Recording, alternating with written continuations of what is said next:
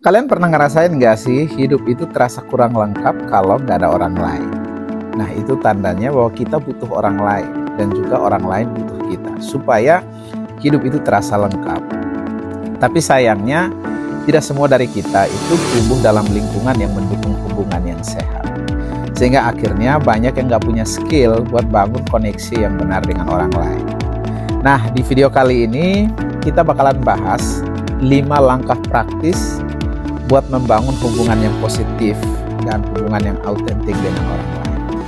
Tonton video ini sampai selesai.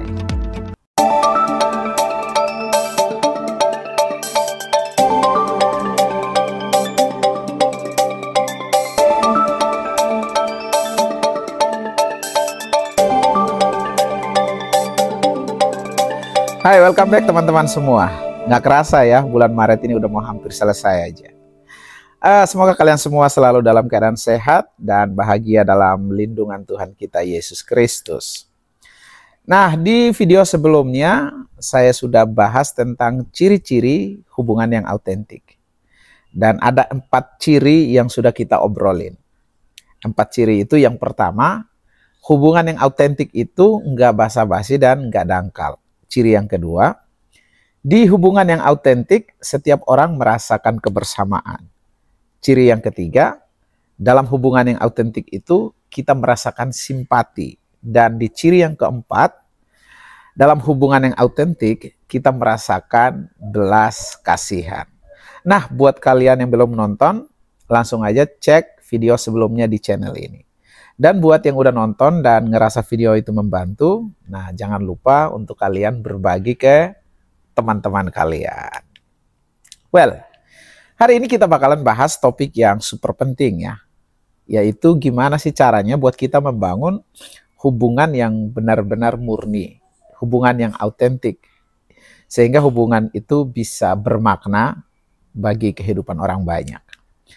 Nah, teman-teman semua, untuk membangun komunitas atau hubungan yang kuat dengan orang lain, kita butuh yang namanya komitmen. Sekali lagi, supaya kita punya hubungan yang bagus, yang bermakna dengan orang lain, kita butuh yang namanya komitmen. Komitmen itu bukan sekedar komat kamit, tapi sebuah langkah nyata yang sengaja kita ambil untuk melakukannya.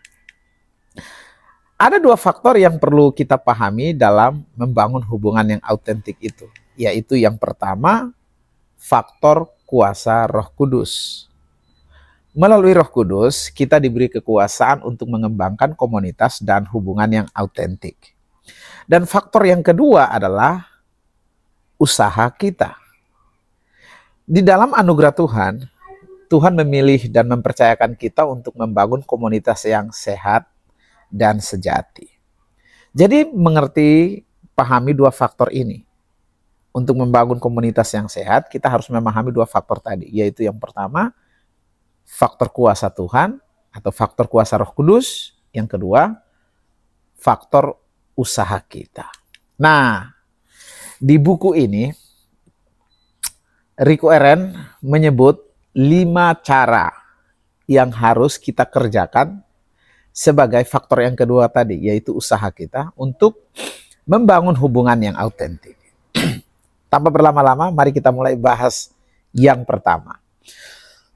Teman-teman, langkah pertama untuk membangun komunitas yang sehat atau hubungan yang sehat adalah kejujuran. Dengarin ini baik-baik. Kejujuran itu adalah fondasi utama dari setiap hubungan. Sekali lagi ya. Kejujuran itu adalah fondasi utama dari setiap hubungan. Nah, coba bayangkan. Kalau kita bangun sebuah rumah tanpa fondasi, apa yang akan terjadi saat hujan atau badai datang?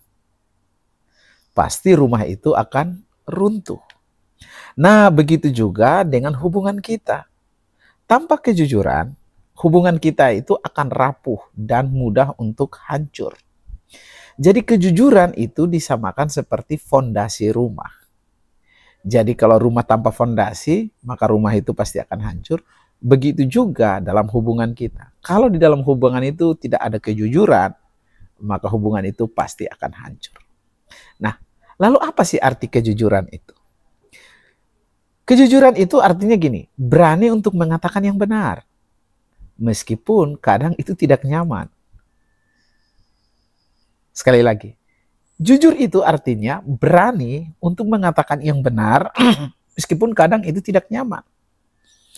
Di dalam buku ini, Rick Warren tulis, Anda harus cukup peduli untuk mengatakan kebenaran dengan kasih, walaupun Anda lebih suka mengabaikan atau memoles suatu persoalan. Meskipun lebih mudah untuk diam ketika kita melihat orang lain dalam komunitas kita melakukan hal yang salah atau menyakiti diri sendiri, itu bukan sikap yang mengasihi. Seringkali kita tahu apa yang harus dikatakan, tetapi rasa takutlah yang menghalangi kita untuk mengatakan yang sebenarnya. Banyak persekutuan seperti gereja atau kelompok sel menjadi stagnan atau tidak maju, bahkan mati, itu karena tidak ada yang berani untuk jujur mengatakan yang sebenarnya. Rasa takut akan konflik membuat kita memilih untuk diam. Namun, diam hanya akan memupuk ketegangan dan kebohongan, yang pada akhirnya menciptakan komunitas yang penuh rahasia, yang akhirnya membuka jalan bagi gosip dan keretakan dalam hubungan. Kejujuran itu bukan hanya penting dalam kehidupan gereja, tetapi juga dalam hubungan berumah tangga dan juga persahabatan, di dalam setiap hubungan. Jadi penting di dalam membangun semua hubungan, baik itu di gereja, di rumah tangga, pertemanan, perlu yang namanya kejujuran. Amsal 24 ayat 26 menulis, jawaban yang tepat adalah tanda persahabatan sejati. Ini menunjukkan bahwa persahabatan yang sehat itu berawal dari kejujuran yang tulus. Rick Warren menulis dalam buku ini, Rick Warren bilang, banyak komunitas gereja tetap dangkal dan tidak berkembang, itu karena anggota-anggotanya takut untuk mengatakan kebenaran. Ketika masalah muncul, mereka memilih untuk memolesnya demi menjaga kedamaian yang palsu. Nah, ini sangat tidak sehat. Dan ini akan menciptakan lingkungan yang penuh rahasia dan gosip. Makanya di dalam Efesus, di situ dikatakan, jangan menipu, katakan kebenaran kepada sesamamu. Jadi jangan hanya karena rasa takut kita kemudian memoles kesalahan supaya tidak diberitahu gitu. Jadi katakanlah yang sebenarnya gitu. Jadi kejujuran yang kita utarakan akan membuat komunitas kita lebih sehat dan lebih dekat satu sama lain. Jadi berani untuk jujur. Nah, teman-teman perlu juga mengerti bahwa kita memang harus jujur, tapi kita juga harus berhati-hati ya. Gini, kejujuran itu bukan berarti kita bebas berkata apa saja, kapanpun, dan dimanapun. Saya ulang nih. Kejujuran itu bukan berarti kita bebas berkata apa saja, kapanpun, dan dimanapun. Kita harus memperhatikan situasi dan cara kita mengungkapkannya. Kalau tidak hati-hati, kejujuran kita malah bisa menyakiti orang lain. Makanya di 1 Timotius pasal 5 ayat 1 dan 2 saya suka ayat ini. Dia mengingatkan kita. Dia kasih petunjuk tentang bagaimana sih caranya untuk mengatakan atau memberitahu orang. Dikatakan gini, jangan menegur saudara seiman yang lebih tua darimu dengan keras, tetapi berilah mereka dorongan dengan penuh hormat, seperti untuk ayahmu sendiri atau ibumu sendiri. Nah, untuk saudara seiman yang lebih muda dari kamu, nasihatilah mereka seperti adikmu sendiri. Unsur kekeluargaan itu yang ditekankan di sini kayak gitu. Jadi itu cara yang Alkitab anjurkan. Makanya teman-teman, untuk membangun hubungan yang autentik dan komunitas yang sehat, kita harus berani untuk berkata jujur, tapi juga dengan penuh kasih dan kebijaksanaan. Kejujuran yang kita utarakan akan menjadi kekuatan untuk menjaga hubungan semakin kuat dan semakin dekat. Jadi bangunlah hubungan yang kuat dengan kejujuran. Tanpa kejujuran, hubungan kita akan seperti rumah yang dibangun tanpa fondasi tadi, yang mudah hancur saat tantangan datang. Jadi jangan takut untuk mengatakan kebenaran, meskipun itu bisa menyakitkan. Dan mengertilah bahwa kejujuran itu adalah tanda kasih. Jika kita peduli dengan seseorang, kita berani mengungkapkan kebenaran dengan cara yang penuh kasih, bukan mengabaikan masalah yang ada. Jadi untuk menciptakan persekutuan yang kuat dan harmonis, kita harus berani untuk berkata jujur. Hanya dengan keberanian untuk mengungkapkan kebenaran, kita bisa menghindari konflik yang menyakitkan dan membangun hubungan yang lebih dalam dan lebih autentik. Dalam hal ini, penting juga untuk bersikap jujur dengan bijaksana. Jadi kejujuran itu penting, tetapi kita harus bijaksana dalam cara mengungkapkannya. Terkadang cara kita menyampaikan kebenaran akan lebih mempengaruhi hubungan daripada kata-kata itu sendiri. Jadi jangan takut pada konflik. Konflik adalah bagian dari setiap hubungan. Jika kita menghadapi konflik dengan hati yang terbuka dan jujur, kita akan tumbuh lebih dekat satu sama lain. Jadi jangan biarkan rasa takut menghalangi kita untuk mengungkapkan apa yang perlu dikatakan.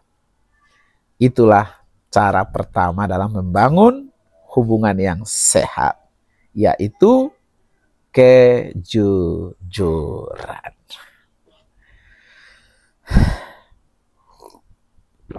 Nah, sekarang kita menuju ke langkah kedua, atau cara yang kedua.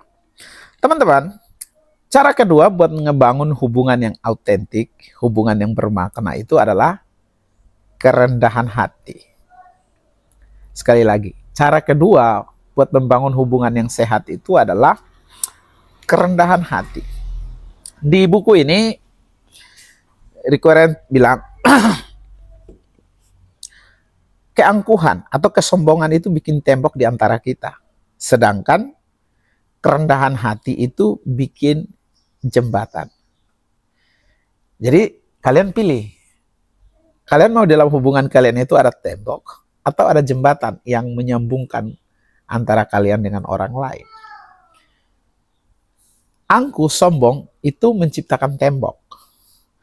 Sementara rendah hati itu menciptakan jembatan. Jadi intinya, kerendahan hati itu bikin hubungan kita lancar dan terasa lebih hangat.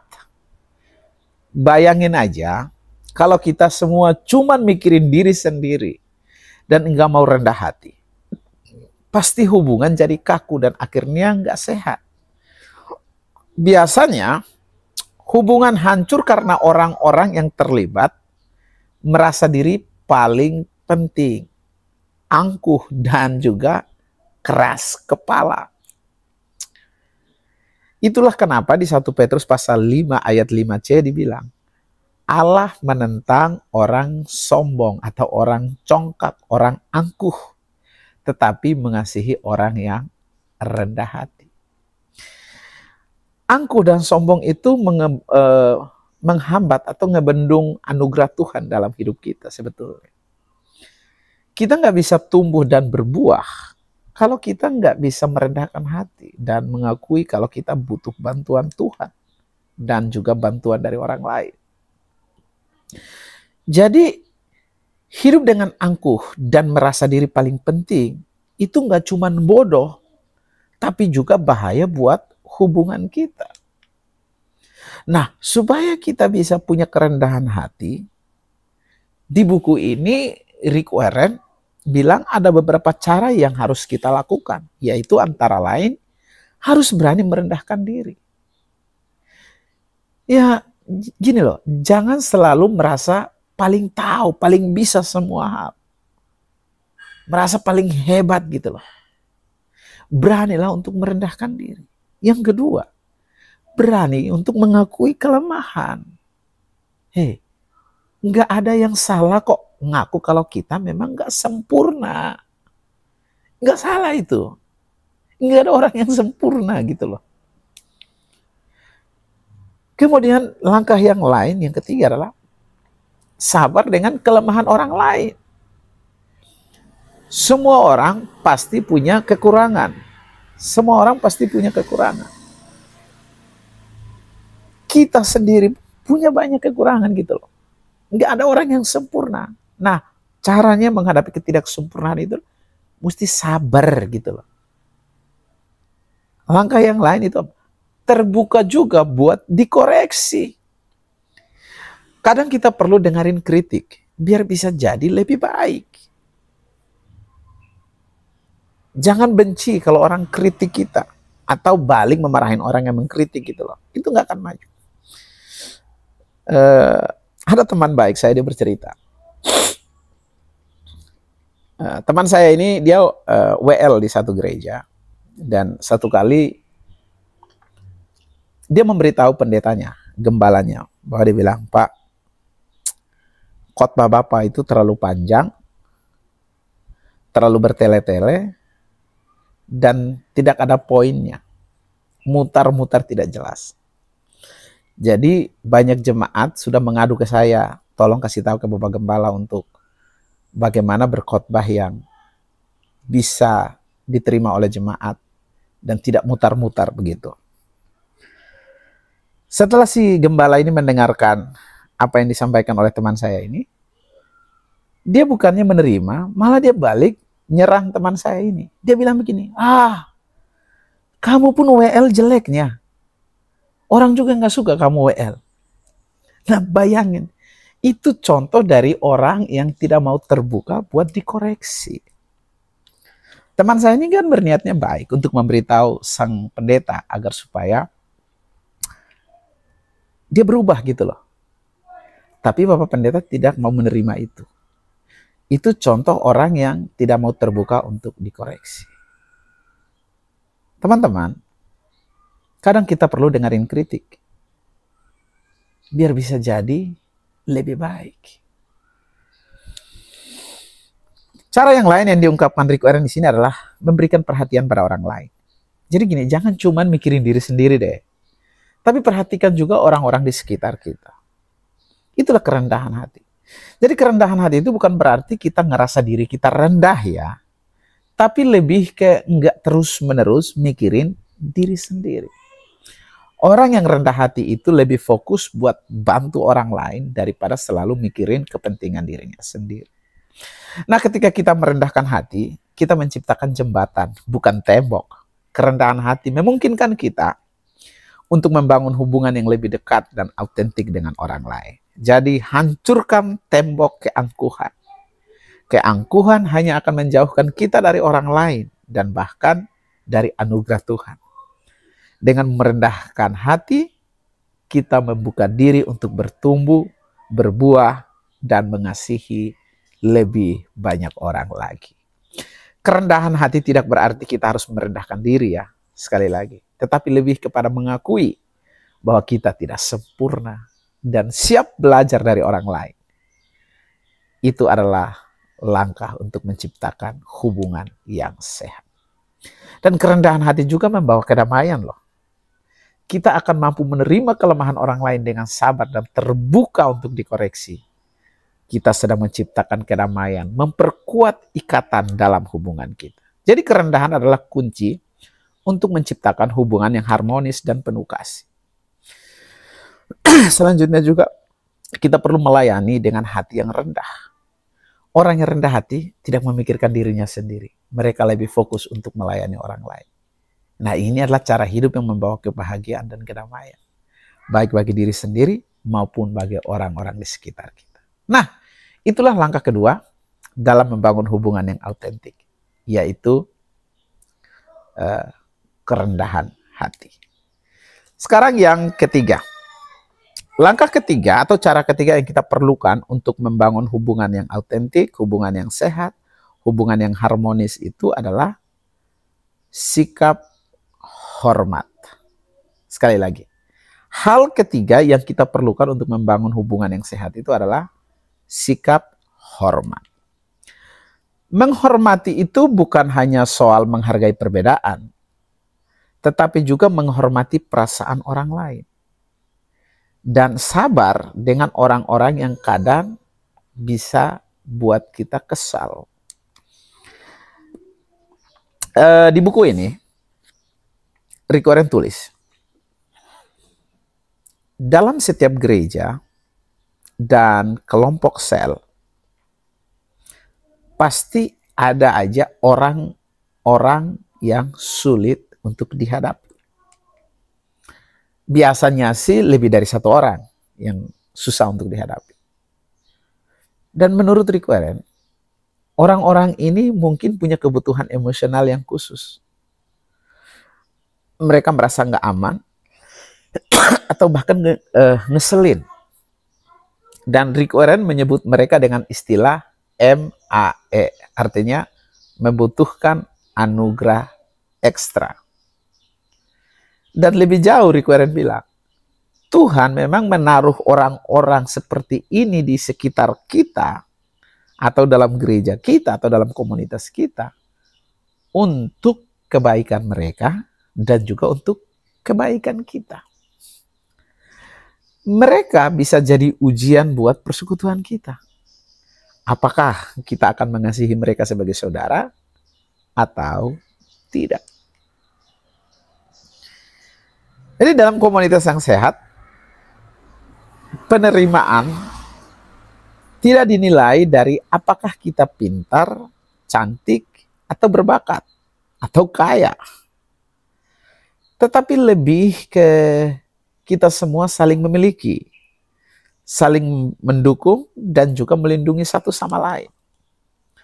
Makanya di Alkitab mencatat, hendaklah kamu saling mengasihi sebagai saudara dan saling mendahului dalam memberi hormat. Kita semua pasti punya sifat atau kebiasaan yang bisa nyebelin orang lain kan? Tapi komunitas itu bukan soal kecocokan saja. Dasarnya adalah hubungan kita dengan Tuhan. Bahwa kita adalah keluarga, sesama anggota tubuh Kristus. Jadi untuk menjaga komunitas yang sehat, kita perlu saling menghormati. Lalu gimana caranya? Ya kuncinya adalah memahami latar belakang orang lain. Kita harus mengerti perjalanan hidup mereka. Selain itu juga kita pelajari riwayat hidup mereka. Dengan mengetahui apa yang sudah mereka lewati, kita jadi lebih berempati dan mudah menghormati mereka.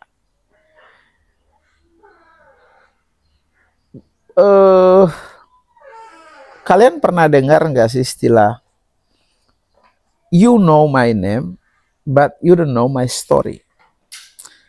Lebih mudah untuk kita tahu nama seseorang, tapi tidak mudah untuk kita tahu cerita sejarah hidup mereka.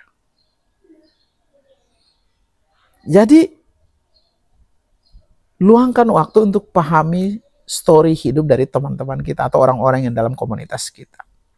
Sehingga dengan begitu kita lebih mudah untuk menghargai mereka. Nah, bagian lain dari menghormati orang lain juga adalah tidak meremehkan ketakutan dan keraguan yang sedang mereka alami. Mungkin kita nggak takut atau nggak khawatir tentang sesuatu, tapi itu nggak berarti orang lain merasa hal yang sama seperti yang kita rasakan. Ingat, komunitas yang sejati terjadi ketika orang merasa cukup aman untuk berbagi rasa takut dan keraguan mereka tanpa mereka harus merasa dihakimi. Jadi membangun komunitas yang sehat itu butuh rasa saling menghormati. Enggak hanya di saat-saat mudah, tetapi juga saat kita berhadapan dengan orang yang mungkin sulit untuk kita hadapi. Jadi teman-teman, bangun komunitas dengan sikap hormat. Menghormati itu lebih dari sekedar perilaku, tetapi menghargai perasaan, tapi juga menghargai perasaan dan perjalanan hidup orang lain. Ketika kita saling menghormati, kita sedang menciptakan ruang aman dan di mana semua orang merasa diterima dan dihargai. Jadi pahamilah bahwa setiap orang punya cerita. Seperti yang tadi saya katakan, bahwa memang lebih mudah ya untuk mengetahui nama seseorang, tetapi belum tentu kita tahu latar belakang dan perjalanan hidup mereka. Mungkin orang yang paling sulit kita hadapi punya latar belakang yang berbeda atau pengalaman hidup yang kita nggak tahu. Nah, cobalah untuk belajar lebih banyak tentang mereka dan pahami mengapa mereka bisa menjadi seperti itu. Jadi kerendahan hati adalah memahami perbedaan dan itu akan mempererat ikatan komunitas kita. Dan juga ngertilah bahwa komunitas yang sehat itu bukan soal kesempurnaan. Seperti yang tadi sudah saya katakan bahwa di dunia ini nggak ada orang yang sempurna. Kita semua punya kelemahan, kekurangan, dan sisi-sisi yang kadang bisa bikin orang lain kesal juga. Tapi yang penting adalah bagaimana kita menghormati dan menerima satu sama lain. Meskipun ada kekurangan. Jadi kita adalah satu keluarga, yaitu sesama anggota tubuh Kristus. Jadi sikap hormat itu penting, karena itu adalah kunci membangun hubungan yang lebih kuat. Ketika suami istri saling menghormati, mereka sedang menciptakan rumah tangga yang harmonis. Ketika orang tua dan anak orang tua saling menghargai, menghormati satu sama lain, mereka sedang menciptakan hubungan yang erat dan kokoh. Jadi ketika kita menghormati orang lain, kita bukan hanya memberi mereka penghargaan, tetapi juga membuka pintu untuk hubungan yang lebih mendalam dan lebih autentik lagi. Jadi menghormati itu adalah fondasi dari komunitas yang sehat. Nah, cobalah untuk melihat orang lain dengan mata kasih. Dan kita akan merasakan betapa berharganya setiap individu dalam persekutuan kita. Jadi itu adalah langkah ketiga di dalam membangun hubungan yang autentik. Sekarang yang keempat. Langkah keempat dalam membangun hubungan yang autentik itu adalah memegang rahasia.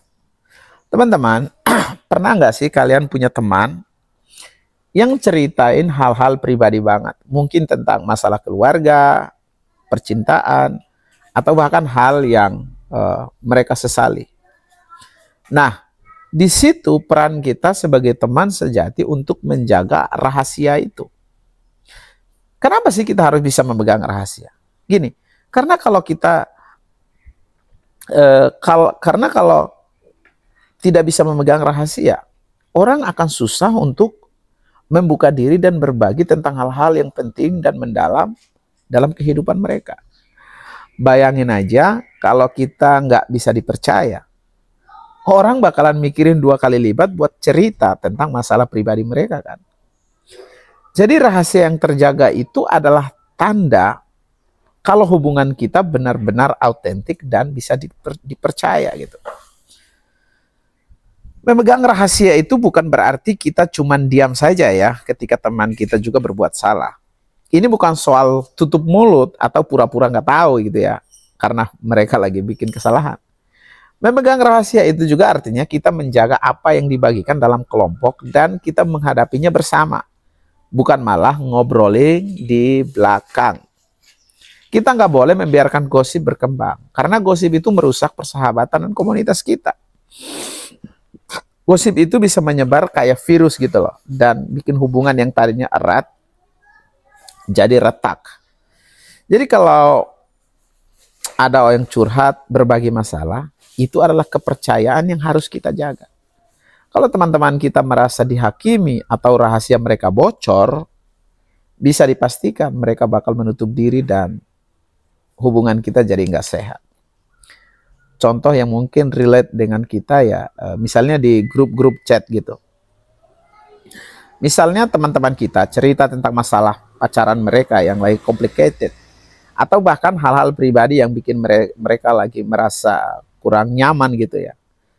Nah, kalau kita menjaga rahasia itu, mereka bakalan merasa aman dan tahu kalau mereka bisa curhat dan tanpa takut ada yang bocorin ke orang lain. Tapi kalau kita mulai ngegosipin di grup yang lain, bikin grup baru tanpa orang yang udah mulai bercerita, nah itu bisa bikin mereka jaga jarak dan gak mau curhat lagi. Atau di media sosial, pernah nggak sih teman-teman teman kalian cerita tentang masalah mental health mereka, tetapi setelah itu ada yang bocorin ke orang lain atau bahkan diposting ke media sosial. Nah, itu bisa bikin orang tersebut merasa sangat dikhianati. Jadi memegang rahasia itu nggak cuma soal di offline, tetapi juga soal menjaga privasi di dunia maya. Jadi Kita nih kan hidup sekarang tuh ada di dunia offline juga dunia online gitu. Atau contoh yang lain, mendengarin teman yang insecure gitu loh. Kalau teman kita curhat soal ketidakamanan mereka tentang penampilan atau perasaan insecure, ya kita nggak boleh sembarangan share itu ke orang lain atau bahkan jadi bahan candaan gitu. Jadi menjaga rahasia itu berarti kita menghargai perasaan mereka dan menjaga mereka tetap merasa dihargai dan aman dalam pertemanan kita. Jadi pesannya gini, jaga kepercayaan, bangun hubungan yang kuat.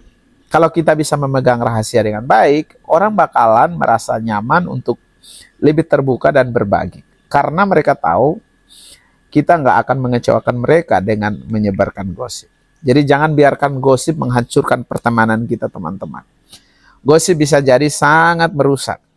Jadi penting banget untuk saling menjaga privasi dan rahasia satu sama lain. Hanya dengan begitu, kita membangun ikatan yang lebih kuat dan penuh rasa saling menghormati. Jadi memegang rahasia itu adalah tanda kalau kita benar-benar peduli dan menghargai orang lain. Kalau bisa menjaga rahasia, kita pasti bisa menjaga hubungan yang lebih sehat dan lebih autentik. Jadi peringatannya adalah, gosip itu jahat. Gosip selalu menimbulkan masalah dan menghancurkan persahabatan kita. Jadi hindari gosip. Jangan bergosip, apalagi mau mendengarkan gosip. Nah, itulah yang keempat. Sekarang kita ke langkah yang terakhir, yaitu langkah yang kelima. Langkah kelima untuk mengembangkan komunitas itu juga meluangkan waktu. Gini teman-teman, hubungan, relasi itu nggak bisa instan. Butuh proses teman-teman. Tidak ada hubungan yang ada abrakadabra atau seperti membalikan telapak tangan lalu jadi. Nggak bisa. Itu butuh proses gitu loh. Bahkan prosesnya seumur hidup. Jadi kita harus sering-sering keep in touch satu sama lain dalam komunitas kita. Supaya apa? Kita bisa ngerasain koneksi yang dalam. Kalau ketemunya cuma sekali-kali doang, iya pasti nggak akan dapat vibe yang benar-benar nyambung kan. Kayak misalnya di grup chat, kadang kita cuma ngobrolin soal hal-hal receh gitu. Tapi itu hal kecil yang bikin kita ngerasa lebih dekat satu sama lain. Kebiasaan yang dibangun ini bukan hanya sesekali, tapi yang rutin. Kayak lu suka banget main TikTok atau ngedate bareng teman-teman tiap weekend gitu. Nah, kalau mau komunitas yang kuat, kita harus bikin kebiasaan itu terus berjalan. Di buku ini, Rick Warren bilang, hubungan di gereja jadi dangkal dan cuman basa-basi karena nggak ada waktu buat benar-benar ngumpul bareng gitu. Ini juga sama kayak di kehidupan sehari-hari kan. Misalnya di lingkungan kerja. Kadang kita cuma ngobrolin soal deadline atau kerjaan doang. Padahal kalau kita lebih sering berbagi tentang hal-hal pribadi atau sekedar nongkrong bareng, hubungan kita bisa lebih dekat. Jadi komunitas itu nggak terbentuk kalau kita cuma ngikutin kenyamanan diri sendiri. Biasanya orang bilang, aduh nggak enak nih, gue lagi mager, lagi nggak mood, nanti aja deh. Itu nggak bisa begitu. Komunitas itu terbangun karena kita tahu bahwa kita butuh komunitas itu buat tumbuh bareng, baik secara pribadi maupun rohani. Jadi mau mood, nggak mood, lu harus tetap datang. Kayak misalnya gini, lu ikut komunitas online atau grup fitness deh. Kan ada kalanya lu nggak pengen ngikut workout atau ngobrol kan. Tapi karena lu tahu, itu bisa bikin mental dan fisik lu lebih sehat. Akhirnya lu terus berusaha buat hadir. Misalnya aja lu lagi nggak mood gitu loh buat pergi meet up sama teman-teman lu. Tapi lu tahu kalau ketemu mereka bisa bikin mood jadi lebih baik. Atau bahkan ngobrol bisa jadi solusi buat masalah yang lagi dihadapi. Itu yang namanya meluangkan waktu untuk orang lain. Walaupun kadang kita ngerasa lagi nggak pengen, lagi nggak mood gitu. Jadi komunitas yang solid itu dibangun dari kebiasaan rutin. Meski nggak selalu nyaman. Dan dengan cara itu kita ngerasain betapa pentingnya dukungan satu sama lain. Jadi quote-nya, yang bisa gue kasih nih, komunitas yang kuat dibangun bukan dari kenyamanan, tetapi dari waktu yang kita luangkan untuk satu sama lain. Bahkan saat kita merasa nggak ingin melakukannya. Jadi kadang kita ngerasa malas, nggak mood atau mager ya buat ketemu orang. Tapi ingat teman-teman, hubungan yang autentik, hubungan yang bermakna itu nggak akan terjadi kalau kita cuma berharap semua serba gampang. Kalau kita pengen punya komunitas yang benar-benar solid dan bermanfaat, yang bermakna, ya kita harus siap untuk meluangkan waktu. Meskipun itu terasa nggak selalu nyaman. Nah, ketika komitmen atau ketika kita buat komitmen untuk hadir, bahkan di saat-saat kita lagi nggak pengen, di situ kita ngerasain betapa berharganya ikatan yang kita bangun gitu. Jadi komunitas itu bukan cuma tentang sekedar nongkrong ya, tetapi juga soal mendukung satu sama lain, tumbuh bersama, dan menciptakan kenangan yang nggak bisa didapatin kalau kita cuma nunggu momen-momen yang ideal. Jadi ayo teman-teman, mulai luangkan waktu, karena komunitas yang autentik itu nggak akan datang tanpa usaha dari kita. Well, terima kasih sudah tonton video ini. Semoga ini bermanfaat. Dan juga jangan lupa like, komen, dan share kalau menurut kalian ini bisa membantu teman-teman kalian. Sampai jumpa di video berikutnya.